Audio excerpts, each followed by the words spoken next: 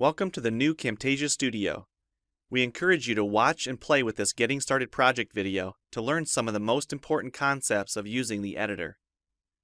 If you want more in-depth tutorials that will walk you through the entire process of recording, editing, and sharing your videos, then please watch the Getting Started tutorials using this link under the Help menu. The editor is divided up into three main areas: the clip bin, the timeline, and the canvas. The canvas is where you see your video during playback and can move, resize, and reposition all media however you want. The timeline is where you assemble and edit your video. At the top of the timeline, tick marks represent time in terms of minutes and seconds. When building a video, you'll work in a horizontal manner, beginning from the left and moving sequentially through time toward the right. The tracks are layered on top of each other, so media you add on higher tracks is viewed on top of media on lower tracks in the canvas. For example, this callout is placed on top of the video track on the timeline, and therefore is on top of the screen video on the canvas. If I drag the video track on top of the callout on the timeline, the callout is now hidden behind the video on the canvas. Use the zoom slider to magnify the view of the timeline. This is very helpful when making precise cuts and selections, like removing ums in your audio. New media can be dragged and dropped on an existing track, or a new track is automatically created when media is dropped at this location at the top of the timeline. To change the position of a clip on the timeline, just drag it. To change the duration of a clip, drag the edges in either direction. An important part of the timeline is the playhead. To view your video, click play. Notice how the video and the timeline's playhead stay in sync. Click anywhere along the timeline and the playhead moves to that point. To remove a portion of your video, make a selection with the green in point and red out point. Then click the cut button. If you don't want media cut on a specific track, just click the lock icon. If you make a mistake while editing, press Ctrl-Z on the keyboard to undo, or choose Edit Undo. Double-click the playhead to deselect. Next, we'll look at the clip bin in the library.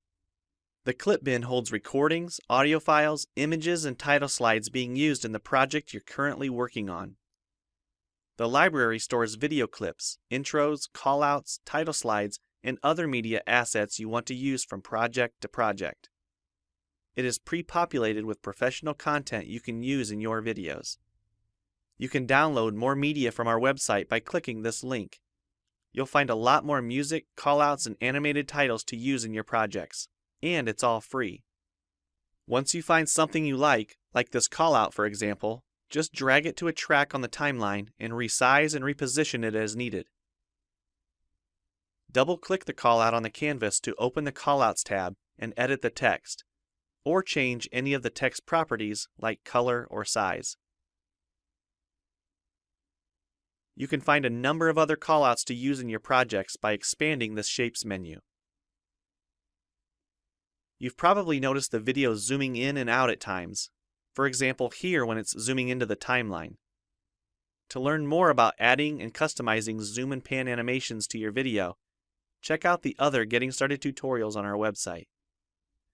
We've talked about some of the tabs already, but be sure to explore the others for adding and editing special effects. If they don't all show up as tabs, click on the More tab to explore others, like the speech-to-text capabilities and captions, and the improved quizzing. Also, transitions can now be dragged directly to the timeline and added on top of clips. So we've shown a few ways you can navigate and edit your video. But how do you get content into your video? To make a new screen recording, click the Record the Screen button. If you already have an audio or video recording you'd like to use, click the Import Media button. When you're done with your video project, you'll need to click the Produce and Share button to create a shareable video. Expand this menu to see a variety of presets. We have a new video player that plays back your MP4 video and includes other interactive features like table of contents, closed captions, quizzes, and even hotspots. These features are available when hosting your video on TechSmithScreencast.com or the video and player on your own web server. This player provides playback on multiple devices with just one video, whether it's a phone, tablet, laptop, or desktop computer. Well, it's time for you to try Camtasia Studio for yourself using the content on the timeline, or better yet, create your own. We have lots of free tutorials on our website, and I recommend you begin with the Getting Started series. Also, the help file inside Camtasia Studio tells you how to use each of the Camtasia Studio features and applications. One last thing, if you ever want to open this Getting Started project again to view or practice with, use this link here.